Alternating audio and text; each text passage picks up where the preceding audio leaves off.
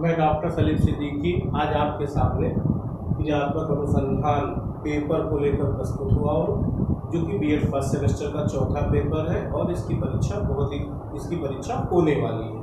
आइए देखते हैं क्या है क्रियात्मक अनुसंधान। क्रियात्मक अनुसंधान जैसा कि नाम में छिपा हुआ है क्रियात्मक प्लस अनुसंधान, तो यहाँ पर क्रियात्मक अलग है और अनुसंधान अलग है। क्रियात्मक अनुसंधान को समझने से पहले हमें ये समझना होगा कि अनुसंधान क्या है। अनुसंधान बिना जाने हम क्रियात्मक अनुसंधान को नहीं समझ सकते। तो अनुसंधान या शोध, अनुसंधान अंग्रेजी शब्द की रिसर्च का हिंदी रूपांतरण है। अंग्रेजी में अनुसंधान को हम क्या बोलते हैं? रिसर्च बोलते हैं। तो यह अंग्रेजी शब्द रिसर्च का हिंदी रूपांतरण है। इसको हम अनुसंधान या शोध दोनों बोल सकते हैं। शोध भी वही शब्द है जो कि अनुसंधान यानी अर्थात दोनों का अर्थ एक जैसा है। रिसर्च दो शब्दों से मिलकर बना हुआ है। इसको हम बोलते हैं री और सर्च। री का मतलब होता है बार बार और सर्च का मतलब होता है खोज करना। अर्थात अनुसंधान की परिभाषा क्या बन जाती है? अनुसंधान की परिभाषा यह बन जाती है कि अनुसंधान में किसी तथ्य को बार बार देखा जाता है और उस पर नवीन खोज की जाती है। जैसे कोई भी नई खोज होती है, चाहे वो मोबाइल की टेक्नोलॉजी में हो, चाहे वो शिक्षा के क्षेत्र में टेक्नोलॉजी में हो, किसी भी क्षेत्र में हो, अगर वो एकदम न्यू वर्जन होता है तो वो क्या कहलाता है? अनुसंधान कहलाता है। अनुसंधान के प्रकार, क्योंकि हमको सीधे क्रियात्मक अनुसंधान पर आना है, हमारा जो पेपर है वो क्रियात्मक अनुसंधान है, तो हमें यहाँ को डिटेल में अनुसंधान को पढ़ने की जरूरत नहीं है। इसलिए हम सीधे आते हैं अनुसंधान के प्रकार पर। अनुसंधान के 3 प्रकार होते हैं। पहला होता है मूलभूत अनुसंधान, दूसरा होता है व्यवहारिक अनुसंधान, तीसरा होता है क्रियात्मक अनुसंधान। मूलभूत अनुसंधान, जिसको कि इंग्लिश में हम बोलते हैं फंडामेंटल रिसर्च। क्या बोलते हैं? Fundamental research. फंडामेंटल रिसर्च का मतलब होता है ऐसी खोज जो पूरी तरीके से एकदम नई हो, अर्थात उस पर कभी भी काम नहीं किया गया हो, इसलिए इसकी परिभाषा बनती है। इस अनुसंधान में नवीन ज्ञान और नवीन सिद्धांत खोजे जाते हैं और इसमें बहुत अधिक समय लगता है। इस अनुसंधान में जो कि दूसरा है, जिसको हम व्यवहारिक बोलते हैं, इसको हम बोलते हैं एप्लाइड रिसर्च। इसको क्या बोलते हैं? Applied research. यह वह रिसर्च है जो कि फंडामेंटल रिसर्च जो खोजे गए हैं उनमें से पुनः कोई चीज अगर छूट गई हो या समय के परिवर्तन के साथ साथ कुछ नवीन चीजें आ गई हो, तो वह अनुसंधान कहलाता है अप्लाइड रिसर्च। इसमें भी बहुत अधिक समय लगता है। तीसरा आता है क्रियात्मक अनुसंधान। यह तत्कालिक समस्याएं यानी कुछ लिमिटेड, कुछ ऐसी समस्याएं जो तुरंत सॉल्व करनी होती है, उन पर आधारित होता है। यह 7 दिन, 7 सप्ताह, 1 सत्र या उससे भी कम समय का हो सकता है। तो आपने देखा कि अनुसंधान क्या होता है। अनुसंधान क्या होता है? पहले अनुसंधान क्या होता है इसको दोबारा से पढ़ लेंगे। अनुसंधान रीधन शब्द से मिलकर बना हुआ है, यानी बार बार खोज करना। अर्थात अनुसंधान की परिभाषा होगी किसी तथ्य को बार बार देखा जाता है और उस पर नवीन खोज की जाती है। अनुसंधान के प्रकार क्या है? मूलभूत अनुसंधान हो गए, व्यवहारिक अनुसंधान हो गया और क्रियात्मक अनुसंधान हो गया। इस अनुसंधान में नवीन ज्ञान और नवीन सिद्धांत खोजे जाते हैं। इसमें अधिक से अधिक समय लगता है। इसमें इन्हीं खोजों में से फिर से पुनः खोज की जाती है, इसमें भी अधिक समय लगता है और यह तत्कालिक समस्याओं पर आधारित होता है। यह 7 दिन, 7 सप्ताह, 1 सत्र, 1 दिन तक, 1 दिन का भी हो सकता है, 1 दिन का भी हो सकता है। तो ये हो गया आपका इसका 3 प्रकार। कितने प्रकार हो गए? इसके 3 प्रकार हो गए अनुसंधान के। अब आप देखेंगे कि ये जो 3 प्रकार हैं, ये जो आपके 3 प्रकार दिख रहे हैं, इसमें जिसको हम फंडामेंटल रिसर्च बोलते हैं, फंडामेंटल रिसर्च जिसको बोलते हैं, इसमें शोधकर्ता का होना आवश्यक है। शोधकर्ता का होना आवश्यक है। क्या है? आवश्यक है। और यही जो रिसर्च होता है, इसी को हम इंग्लिश में क्या बोलते हैं? पीएचडी बोलते हैं। और यहाँ पर रिसर्चर का होना बहुत ही जरूरी है और जिस विषय से वो शोध कर रहा है वो उस विषय का ज्ञाता होना चाहिए। उस विषय का ज्ञाता होना चाहिए। ऐसा नहीं है कि वो लड़का केमिस्ट्री का स्टूडेंट है तो वो आपका फिजिक्स में रिसर्च करेगा, ऐसा नहीं है। ठीक है, तो ये हो गया फंडामेंटल रिसर्च। फंडामेंटल रिसर्च में शोधकर्ता का होना बहुत जरूरी है, और साथ साथ शोधकर्ता के साथ साथ उसका एक सुपरवाइजर भी होता है, सुपरवाइजर भी होता है, जिसे हम लोग गाइड के नाम से जानते हैं। ठीक है, दूसरा हमने कहा अप्लाइड रिसर्च। अप्लाइड रिसर्च का क्या मतलब हो गया? अप्लाइड रिसर्च का मतलब हो गया कि जो कुछ ऐसी खोजें जो कि नवीन ज्ञान में यानी फंडामेंटल में खोजी गई हैं, लेकिन समय के हिसाब से रिसर्च चेंज होते रहते हैं, तो उन्हीं खोज में से जो पुनः नया खोजा जाता है, यानी फंडामेंटल में से जो नई खोज, न्यू फंडामेंटल में से जो न्यू रिसर्च फिर निकाल ली जाती है, उसको बोलते हैं हम लोग अप्लाइड रिसर्च। क्या बोलते हैं? अप्लाइड रिसर्च बोलते हैं। तो ये तो हो गया वह दो जो कि आपके कोर्स में नहीं है, लेकिन आपको समझना बहुत जरूरी था। अब आता है आपका जो तीसरा मेन चीज है, वो है क्रियात्मक अनुसंधान। क्रियात्मक अनुसंधान का मतलब हो गया तत्कालिक समस्याओं पर रिसर्च करना। इंग्लिश इसकी है एक्शन रिसर्च। एक्शन का मतलब क्या हो गया? एक्शन का मतलब हो गया कि तुरंत का तुरंत आप उस पर रिसर्च कार्य करिए। तो यह ज्यादातर कहाँ पर होती है? एक्शन रिसर्च कहाँ पर होती है? विद्यालयों में होती है, विद्यालयों में होती है। ठीक है, उद्योगों में भी होती है। कहाँ होती है? उद्योगों में भी होती है। तीसरा, पुलिस अनुसंधान केंद्र भी होते हैं, यानी पुलिस विभाग में भी होती है। ऐसे चिकित्सा विभाग कह सकते हैं, चिकित्सा विभाग में होती है। तो ये सभी क्षेत्रों में हो सकते हैं, लेकिन क्योंकि हमारा सिलेबस क्या है? हमारा सिलेबस शिक्षा से रिलेटेड है, तो हम विद्यालय की बात करेंगे। किसकी बात करेंगे? विद्यालय की बात करते हैं। तो विद्यालय की बात करेंगे कि शिक्षा के क्षेत्र में, या विद्यालय की बात करेंगे या शिक्षा के क्षेत्र में, शिक्षा के क्षेत्र में, शिक्षा के क्षेत्र में क्रियात्मक अनुसंधान का क्या महत्व है? शिक्षा के क्षेत्र में ये समझिए कि क्रियात्मक अनुसंधान का बहुत ही ज्यादा महत्व है। इतना महत्व है कि आप इसकी अनदेखी आप नहीं कर सकते, क्योंकि ये तत्कालिक समस्याओं पर, इस पर यह तत्कालिक समस्याओं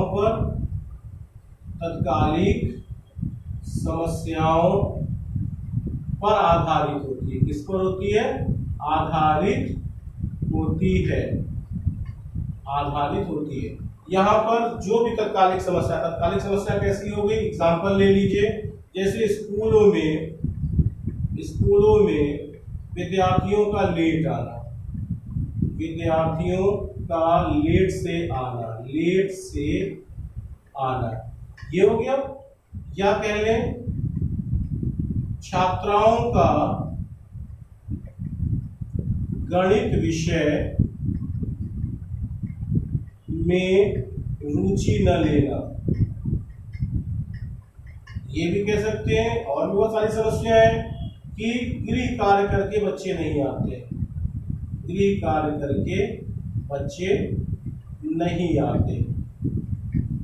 तो ये ऐसी समस्या है जो विद्यालय से रिलेटेड, ऐसी बहुत सारी समस्याएं भरी पड़ी हुई है। तो इन समस्याओं को दूर करने के लिए जो विद्यालय में प्रिंसिपल होते हैं, जो विद्यालय के प्रिंसिपल हैं, वो अपने टीचर्स या जो उनके स्पेशलिस्ट हैं उनको इसका टास्क देते हैं। इनको क्या देते हैं? इनको टास्क देते हैं कि कैसा टास्क देते हैं?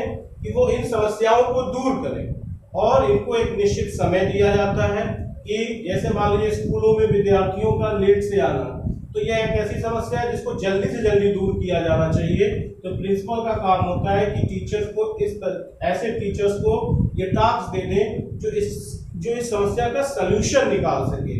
तो अब ये टास्क प्रिंसिपल दे सकता है कि 7 दिन में इसका सोल्यूशन निकल जाना चाहिए, या छात्राओं का गणित विषय में से रुचि नहीं लेना, मान ली ये समस्या है, तो प्रिंसिपल ऐसे टीचर्स को टास्क देगा जो कि छात्राओं में जो रुचि नहीं लेती है उन कुछ ऐसी समस्या, कुछ ऐसा सोल्यूशन दे कि छात्राएं गणित में विषय में रुचि लेने लगे। तो यह टास्क 1 दिन का भी हो सकता है, यह टास्क 7 दिन का भी हो सकता है, यह टास्क पूरा आपका जो है पूरे सत्र का भी हो सकता है। यह किस पर आधारित होती है? यह समस्याओं पर आधारित होती है। यहाँ पर एक बात का ध्यान देना आवश्यक है कि यहाँ पर क्रियात्मक अनुसंधान के लिए विषय का ज्ञाता हो, विषय विशेषज्ञ होना जरूरी नहीं है। विषय विशेषज्ञ का मतलब कि नॉर्मल टीचर, कोई भी विषय का टीचर होगा वो उस क्रियात्मक अनुसंधान को कर सकता है। आइए हम आपको बताएं कि क्रियात्मक अनुसंधान जो कि है, मान लीजिए किस तरीके से समस्या आप दूर करेंगे, किस तरीके से आप समस्याओं को दूर करेंगे, यानी क्रियात्मक अनुसंधान के कौन कौन से पद होते हैं, क्रियात्मक अनुसंधान के कौन कौन से पद होते हैं, इसको हम लोग सबसे पहले देखेंगे कि क्रियात्मक अनुसंधान के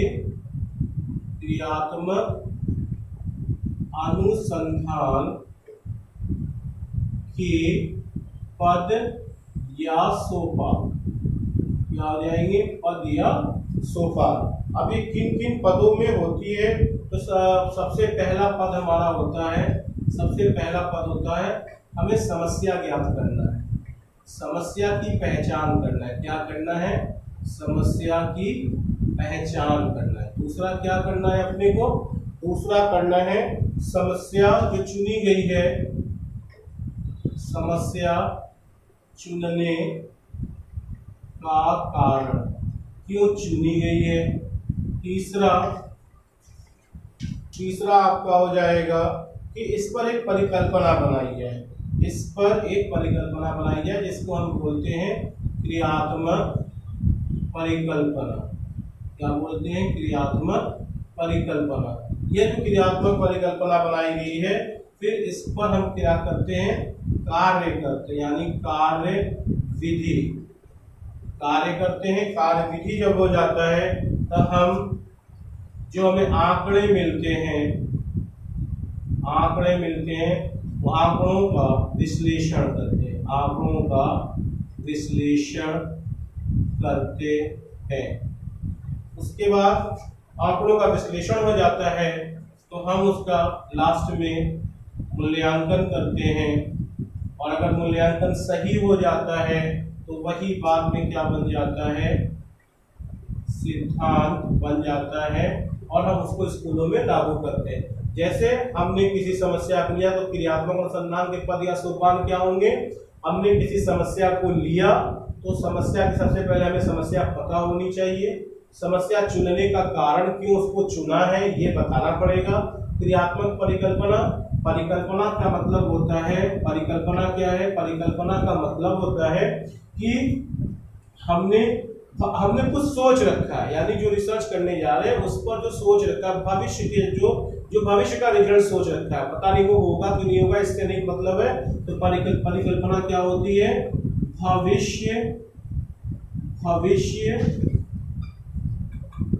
भविष्य का निष्कर्ष होता है। बट यह निष्कर्ष क्या है? भविष्य का निष्कर्ष क्या? बट यह निष्कर्ष क्या है? ये जरूरी नहीं कि वो होगा, ये हम सोचते हैं, क्योंकि परिधन कल्पना यानी जो सोचा उससे भी ऊपर।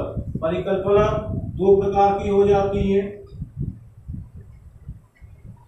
2 प्रकार की होती है। एक होता है एक दिशीय, जो कि एक दिशा में चलती है। 3 प्रकार की कर लीजिएगा, 3 प्रकार, एक दिशीय, द्विदिशीय,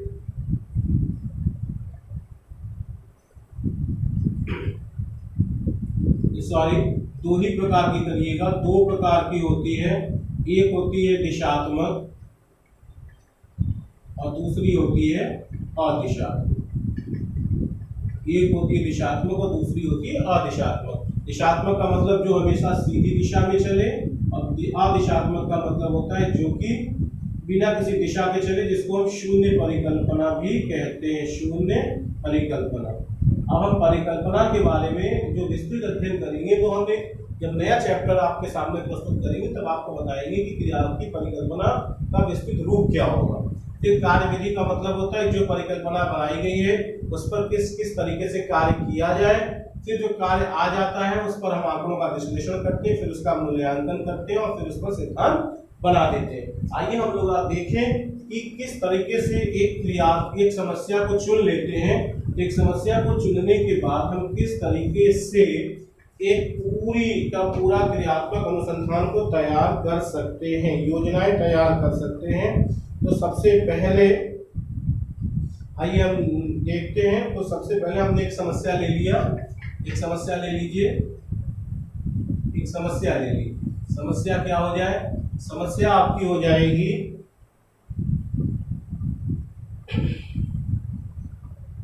समस्या आप ले लीजिए। समस्या आपकी हो जाएगी कक्षा शिक्षण को अधिक प्रभावशाली बनाना। समस्या का क्षेत्र, समस्या का क्षेत्र क्या हो जाएगा? कक्षा शिक्षण को अधिक प्रभावशाली बनाना।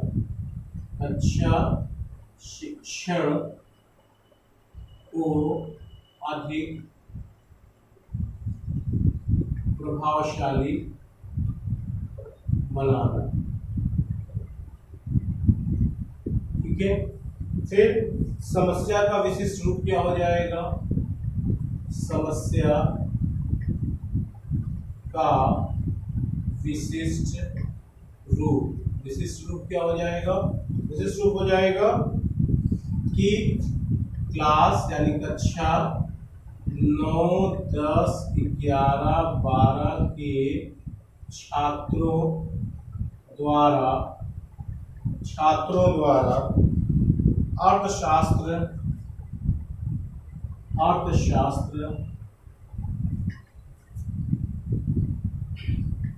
विषय का गृह कार्य करके नहीं आना।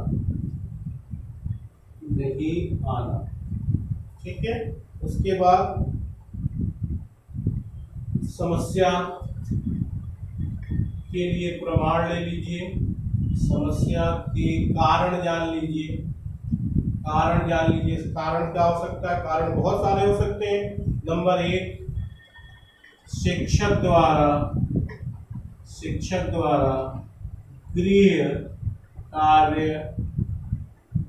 को नहीं देखना, इसलिए हो सकता है बच्चे करके नहीं आ रहे हो।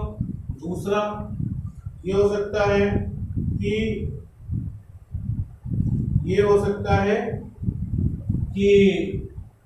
बच्चे छात्र कक्षा में रुचि नहीं लेते। ये आपने प्रमाण दे दिया। प्रमाण के बाद हम अब क्या करेंगे? ये भी एक प्रमाण हो सकता है। उचित वातावरण नहीं मिलता हो, उचित वातावरण नहीं मिलता हो, ऐसे तमाम कारण हो सकते हैं। आप 2-3 कारण अपने एग्जाम में दे सकते हैं क्योंकि आपके पास बहुत ज्यादा समय नहीं रहता है। अब जो मेन चीज होता है इसमें वो होता है क्रियात्मक परिकल्पना, जो कि आपको कोई भी टीचर जो कॉपी जांचता है वो इसी को देखता है। किसको देखता है? परिकल्पना को देखता है, क्रियात्मक परिकल्पना को देखता है। क्या है क्रियात्मक परिकल्पना? अब हमने क्या बताया था कि रिसर्च करने से पहले कुछ चीजें हम भविष्य के लिए सोच लेते हैं। तो आप मान लीजिए यह सोच लें कि नंबर 1 कम से कम 2 परिकल्पना बनाई जाती है। नंबर 1, यदि छात्रों के गृह कार्य को परीक्षा के अंकों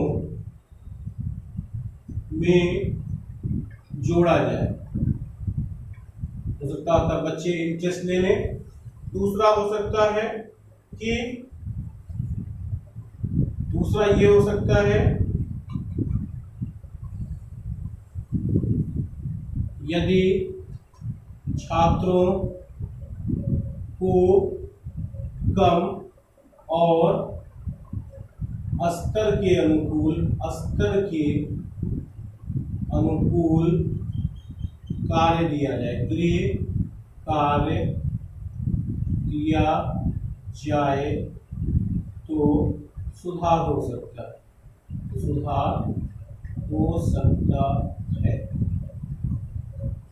दो परिकल्पना हमने बना ली। यदि छात्रों के गृह कार्य को परीक्षा के अंकों में जोड़ दिया जाए तो सुधार हो सकता है, और यदि छात्रों को कम और स्तर के अनुकूल गृह कार्य दिया जाए तो सुधार हो सकता है। अब क्योंकि हमारे पास परीक्षा में टाइम बहुत कम होता है तो हम केवल एक परिकल्पना लिखेंगे, तो यहाँ दो परिकल्पना, लेकिन वहां परीक्षा में क्या करेंगे, केवल एक परिकल्पना की कार्यविधि को बताएंगे, दूसरी परिकल्पना की कार्यविधि को नहीं बताएंगे, क्योंकि हमारे पास इतना समय नहीं होता है। तो आइए हम देखते हैं जो हमने पहली परिकल्पना बनाई, जो सबसे पहली परिकल्पना बनाई, उसकी कार्यविधि क्या होगी, यानी उसको कैसे हम करेंगे। तो कार्यविधि करने के लिए करते हैं क्रियात्मक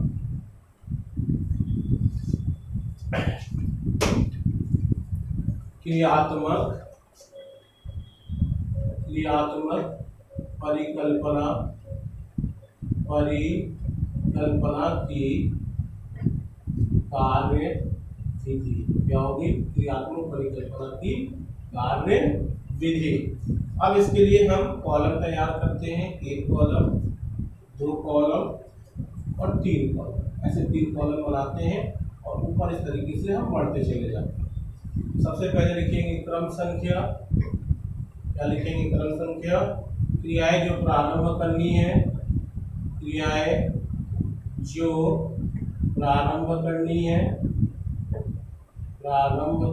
है, उसके बाद विधि और उसके बाद साधन, या लिख लेंगे समय, पहले लिख लेंगे साधन और साधन लिखने के बाद हम इसको लिखेंगे, फिर उसके बाद साधन लिखने के बाद हम लोगों को क्या लिखना चाहिए, फिर हम लोगों को इसका समय लिखना चाहिए, साधन एवं समय। ठीक है, अब हम करेंगे क्या, ये बहुत इंपॉर्टेंट चीज चल रही है, इसको आपको जरूर से पढ़ लेना होगा। नंबर 1, गृह कार्य देने के लिए एक समय तालिका का, गृह कार्य देने के लिए एक समय तालिका का निर्माण किया जाएगा। ठीक है, विधि क्या होगी, विषयाध्यापक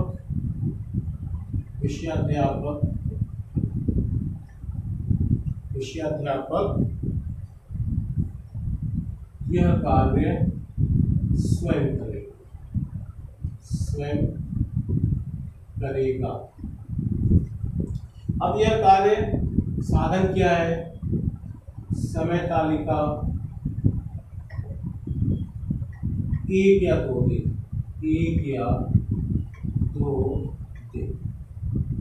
ठीक। उसके बाद आते हैं दूसरा पॉइंट लेकर, गृह कार्य की मात्रा को निश्चित किया जाए, गृह कार्य की मात्रा को निश्चित किया जाए।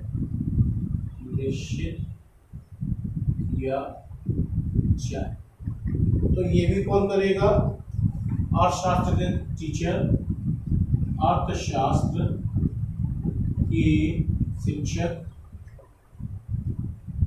आपस में विचार विमर्श करेंगे।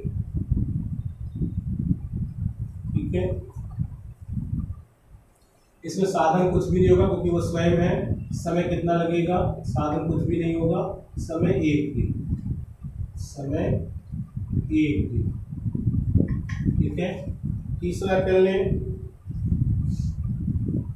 तीसरा कर सकते हैं हम कि छात्रों को अंक प्रदान करने से पूर्व,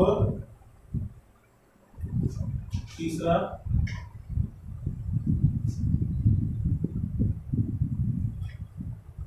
छात्रों को यह बता दिया जाए कि उसके गृह कार्य का अंक परीक्षा फल में जुड़ेगा। इसको भी कौन करेगा? इसको भी विषयाध्यापक स्वयं करेंगे। विषयाध्यापक स्वयं बताएंगे 1 या 2 दिन, 1 या 2 दिन। ये 3 चीजें ऐसी हैं जो ये बता रहा है कि अगर आप इसको देते रहें तो अच्छे से चीजों को किया जाए। और यहाँ पर साधन क्या हो जाएगा? ये जो समय हो गया, साधन हो जाएगा परीक्षा फल। देखिए ये 3 ऐसी मेन विधियां थी। एक और लिख सकते हैं कि सत्र के अंत में उनके गृह कार्य के अंकों को बताया जाए। ठीक है, बताया जाए। इसको कौन करेगा? प्रधानाचार्य एवं विषय अध्यापक कौन करेगा? ये करेगा। अब ये हो गया समय, एक सत्र पूरा। एक सत्र का मतलब एक सेशन पूरा, एक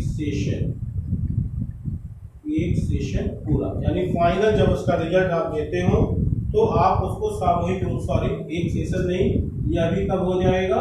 एक दिन में। कब? यह भी, हाँ ठीक है, एक सत्र एक दिन में आप क्या कर सकते हैं? सत्र के अंत में उनके गृह कार्य के अंकों को बताया जाएगा। तो यह समय कितना लगेगा? रिजल्ट को बताने में 1 दिन का लगेगा। और रिजल्ट और साधन क्या होगा? परीक्षा फल होगा। और ये देखा जाए कि जो अंकों, ये जो सत्र के अंत में उनके अंकों को गृह कार्य, तो ये जो सत्र का अंत आएगा ये पूरा क्या होगा? एक सत्र पूरा होगा। एक सत्र में ये पूरी चीजें होंगी। तो इस तरीके से आपको क्या करना है? यह क्या हो गया? वह परिकल्पना हुई जो हमने सबसे पहले बनाया। गृह कार्य को देने के लिए एक समय तालिका का निर्माण किया जाएगा। विषयाध्यापक यह कार्य स्वयं करेगा। समय तालिका 1 या 2 दिन। गृह कार्य की मात्रा को निश्चित किया जाए। अर्थशास्त्र के शिक्षक आपस में विचार विमर्श करेंगे। साधन कुछ भी नहीं, समय 1 दिन। छात्रों को यह बता दिया जाए कि उसके गृह कार्य का अंक परीक्षा फल में जुड़ेगा। विषयाध्यापक स्वयं बताएंगे 1 या 2 दिन। और साधन क्या होगा? परीक्षा फल सत्र के अंत में। यह पूरा जो क्रियाएं होंगी, ये पूरी क्रिया एक सत्र में होगी। ठीक है, और यहाँ पर प्रधानाचार्य विषयाध्यापक बताएंगे और यह संपूर्ण चीज होने में कितना समय लग जाएगा? 1 दिन में आप पूरी चीजें बता देंगे बच्चों को। रिजल्ट घोषित होगा और परीक्षा फल आप निकाल लेंगे। इसके बाद ये आपका कंप्लीट हुआ। इसके बाद जो है आपको क्या करना है? इसके बाद आपको जो हमने अगली हेडिंग लिखाया था कि अब इसका मूल्यांकन करना है। अब इसका मूल्यांकन कर देंगे। जैसे इसका मूल्यांकन जैसे ही इसका मूल्यांकन होगा, मूल्यांकन में ही सब कुछ हो जाएगा। मूल्यांकन में ही आप जो है जितने भी आंकड़े मिले थे उसको विश्लेषित कर लेंगे, यानी विश्लेषण कर लेंगे। और विश्लेषण करने के पश्चात जो भी चीजें आपने की है, यदि वो सही होता अर्थात क्या मतलब हो गया? यदि वो सही होता मतलब कि जो चीज हम सुधार करना चाहते हैं उस पर लागू हो जाता है और सुधार हो जाता है, अर्थात समस्या क्या हो जाती है? अगर समस्या दूर हो जाती है तो हम समझ लेते हैं कि जो हमने समस्या किया था, जो समस्या को समाधान हो जाता, वो समस्या समाधान हो गई। तो इस तरीके से हम पूरी क्रियात्मक अनुसंधान को इस आधार पर पढ़ाते हैं। और ये जो हमने आपको बनाकर दिखाया, जहां आपको पूरा चार्ट बनाया कि परिकल्पना को कैसे प्रतिपादित करते हैं, तो ये आपके एग्जाम में जरूर से आएगा। इसको खूब अच्छे से पढ़ लीजिएगा। बाकी इस पेपर का जो भी टॉपिक बचा हुआ है, जैसे प्रश्नावली, साक्षात्कार और भी जो चीजें रह गई हैं, इनको हम उपकरण बोलते हैं, और भी जो चीजें रह गई हैं उसको मैं अब अपनी अगली क्लास में आपको बता दूंगा। अभी आपको उस पेपर में समय है, तो पहले इस पे इतनी चीजों को जाने, फिर जब मैं उस दूसरी क्लास आपके सामने प्रस्तुत करूंगा तो उसमें मैं क्रियात्मक अनुसंधान से संबंधित प्रश्नावली एवं साक्षात्कार आपको बता देंगे। कृपया करके आप लोगों से अनुरोध है कि मेरे चैनल को सब्सक्राइब और लाइक्स करें।